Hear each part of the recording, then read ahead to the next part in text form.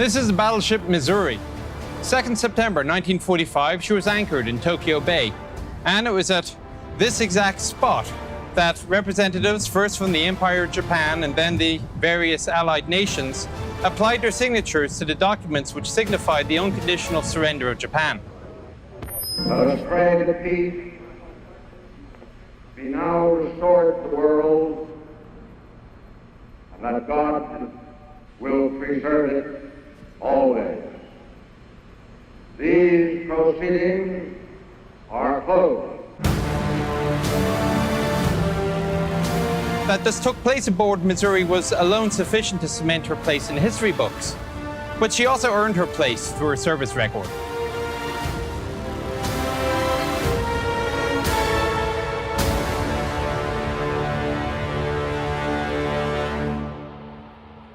From the early 1920s until the late 1930s, the United States of America didn't lay down a single new battleship. According to the Washington Treaty of 1922 on limiting naval armaments, the naval superpowers declared a break in building battleships. The main strike force of the US Navy of that period consisted of the so-called standard battleships that entered service during World War I and immediately after it. So the battleships we had in the 30s were left over from World War I, and the Navy was still using them as the centerpiece of the fleet. All right, the grand scheme was still, there was going to be this big, decisive fleet engagement, just like in Jutland in World War I. So battleships were still the core of the fleet. After Japan had cancelled all agreements on limiting naval armaments in 1936, the break was over. The standard battleships required support from the corresponding fast capital ships in order to successfully counter the upgraded Japanese battle cruisers. So when we would do our wargaming, this is before World War II, wargaming would be against Japanese, for example, Congo-class battleships. And so yeah, that was the perceived threat in the future would be Japan, the Pacific. All right, so in the 30s, the US did have some intel on what the Japanese Navy was building and constructing. Some of it was good, some of it we found out later on was very, very false. There were some decisions made in the design process for the North Carolinas and the South Dakotas prior to the Iowas, based on some of that intel. In late 1937, early 38, intelligence reports started to indicate that the US outmatched Japan so strongly in conventional battleships that the US Navy could now indulge itself in a long-held goal: development of a fast battleship. In June 1938, the technical and performance requirements for designing such a ship with a new specially designed main gun were approved. The order to construct the first two such ships was made the following year. Later in 1940, a second pair of battleships was ordered, Missouri and Wisconsin. Specifications of USS Missouri. Total displacement 57,540 tons. Length 270.5 meters. Beam 33 meters. Draft 11 meters. Armament. Primary armament, 9 Mark 7 guns in 3 triple turrets. Caliber, 406 millimeters. Dual-purpose artillery, 20 Mark 12 guns in 10 coaxial Mark 28 turrets. Caliber, 127 millimeters. Anti-aircraft armament, 20 quadruple Bofors guns Mark 1. Caliber, 40 millimeters. 49 Oerlikon Mark 4 autocannons. Air group, 3 Vought OS-2U Kingfisher floatplanes. Armor. Main belt, 307 millimeters. Main turrets, 184 to 476 millimeters. Conning tower, 184 to 440 millimeters. Main armor deck, 153 to 179 millimeters. Propulsion, 4 gear turbine engines with 8 turbines produced by General Electric. 8 boilers produced by Babcock and Wilcox. Power 212,000 HP. Maximum speed about 33 knots. Cruising range about 20,000 nautical miles at a speed of 15 knots.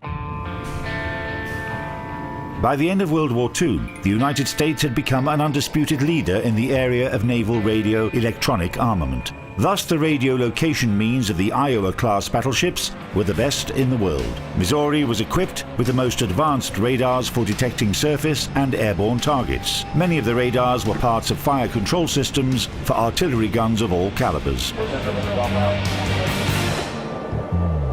Japanese did not have maybe that technological edge, but they were terrific night fighters, and so if they knocked out our higher tech fire control radars, we were somewhat at a disadvantage. So that there was a little bit of an evolution, of course, to improve all that.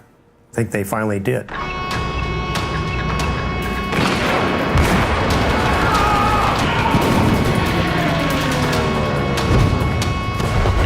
Japanese had great optics, and they had the best night optics in the world, all right? But the best optics won't lay up against the smokescreen. A lot of times our guys would lay a smokescreen, the radar-directed fire control could see right through it. The Japanese couldn't do anything except scatter or try to punch through the smokescreen to get in closer and fight. So it took away their advantage. The Montana project that was intended to replace the standard battleships was being developed almost alongside Iowa. The basis for Montana was taken from the South Dakota-class battleships, but as a result, a project of a battleship with a displacement of more than 70,000 tons was approved and ordered. Montana's artillery armament was more powerful than that of the Iowa-class battleships by a third, 12 main guns instead of 9. The ship had to pay for that with a lower speed, 27 knots. The order for construction of the Montana-class battleships was issued in May 1942, but already in 1943 the order was cancelled. Thus, the Iowa-class battleships became the last battleships in the US Navy. Building an Iowa-class battleship is not a trivial exercise, but it was still something well within the capability of American industry. The entire process of building a ship from laying the keel to its introduction into service would take about 2.5 years. And so it was that in early of 1945, USS Missouri, the last of the Iowas, arrived in the Pacific Ocean.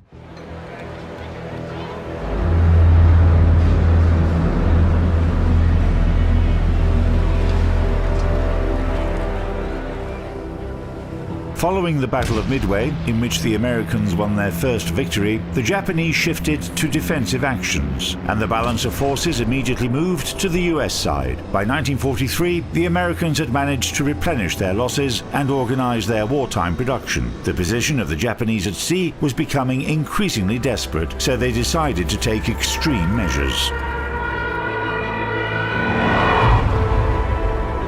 In 1945, the kamikaze had become the Japanese weapon of choice to strike against American capital ships, the aircraft carriers and battleships. And in order to stop somebody who is deliberately trying to plow themselves into your ship, you need all the firepower you can get. As a result, Missouri was to be found taking an active part in defending against these attacks, and she suffered from kamikaze as well.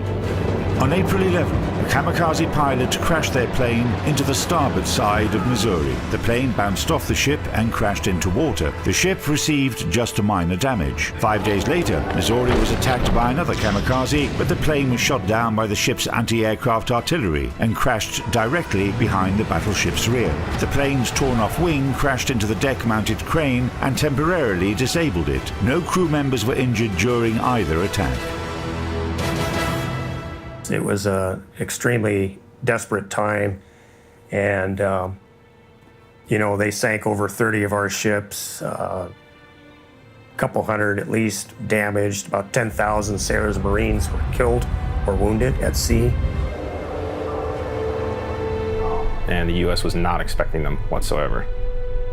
So it was very much a shock in the beginning because they were shooting at the planes and they were continuing to come in. The new enemy tactic required prompt counteraction. Aircraft carrier air support groups were increased in numbers. Each ship received 4 or 5 fighter squadrons instead of 1 or 2. The anti-aircraft defenses of battleships were also improved. 8 Oerlikon 20mm twin guns were additionally installed on Missouri.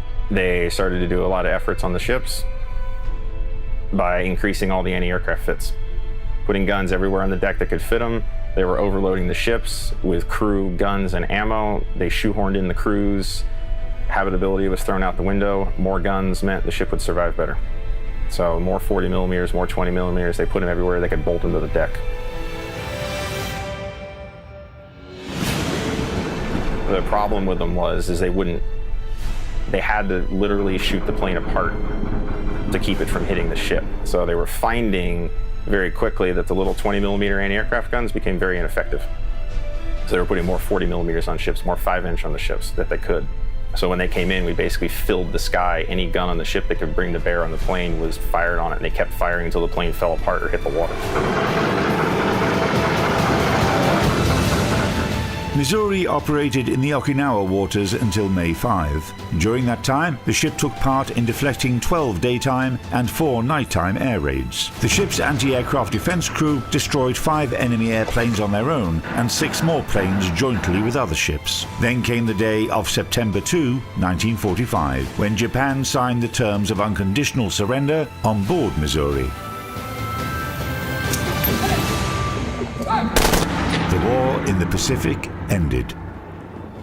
The American Iowa-class battleships were considered to be the state-of-the-art of the warship designs of armor and artillery, and the arrival of USS Missouri was the exclamation point on this type's development in the US. The ships did receive significant post-war updates.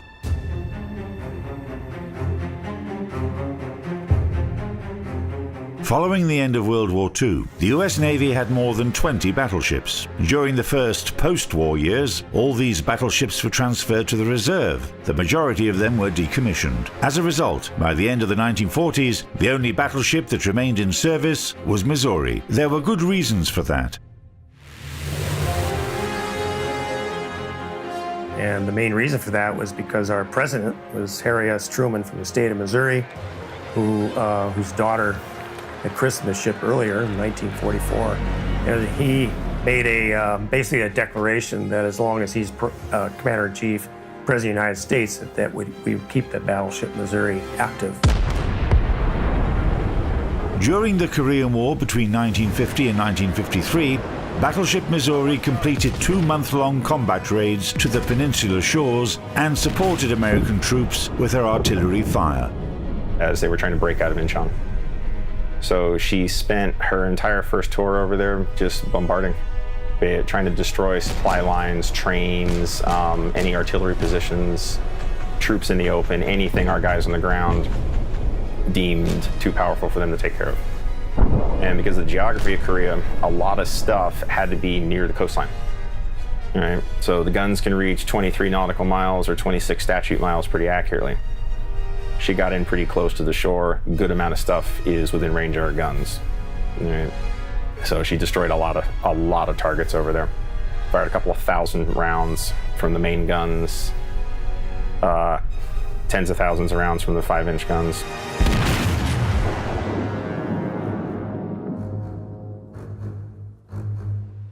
They closed that one out in March of 1953 and back stateside and went into training and upkeep cycles and so forth. In February 1955, Missouri was transferred to the reserve. However, giant ships with formidable guns were a perfect fit for demonstrating the greatness of the United States in the world. That's why, 35 years later, in the spring of 1980, the US Congress approved a proposal to reinstate and rearm all 4 Iowa-class battleships. On May 10, 1986, Battleship Missouri entered service again. Two things are going on. Our new president was Ronald Reagan, and who was very aggressive about rebuilding our forces and also counting because we were still in the Cold War. So his goal, I think, was to end the Cold War, you know, and so basically to counter the old Soviet Union, you know, the shipbuilding and the military buildup. Decision was made to bring back the Iowa class, and with these Iowa class had relatively lower use on them, and although they were very expensive, they still decided they would get them back into service. That was the prime reason why they resurrected them after all 30 years or so. Missouri's swan song was her participation in the Gulf War during Operation Desert Storm in early 1991. For the first time in almost 40 years, the ship's guns opened fire at a real target, a well-protected Iraqi bunker.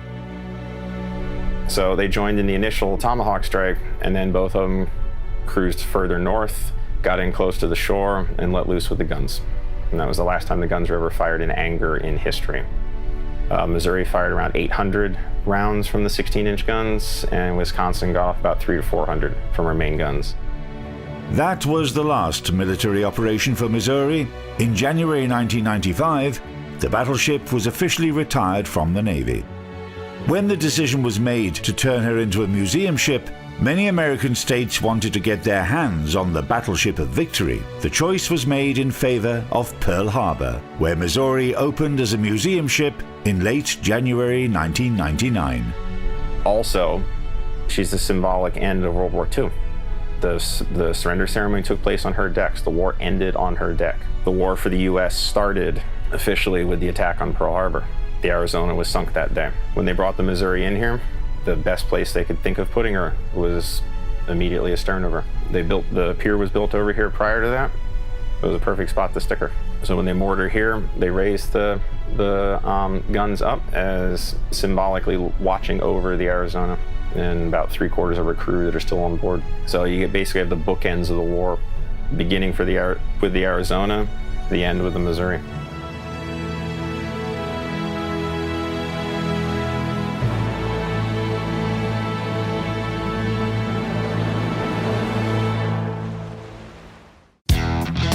You can win Missouri by answering the following question.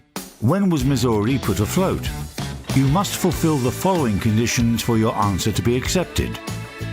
Subscribe to our channel, like this video, make a clip with the correct answer out of this video, add a description and hashtag to it, and publish it in a public post on Twitter. Leave a comment under this video that includes your name on the social network, nickname in the game, and the server you play on. We will select the winner randomly and publish the result in the first comment under the next video.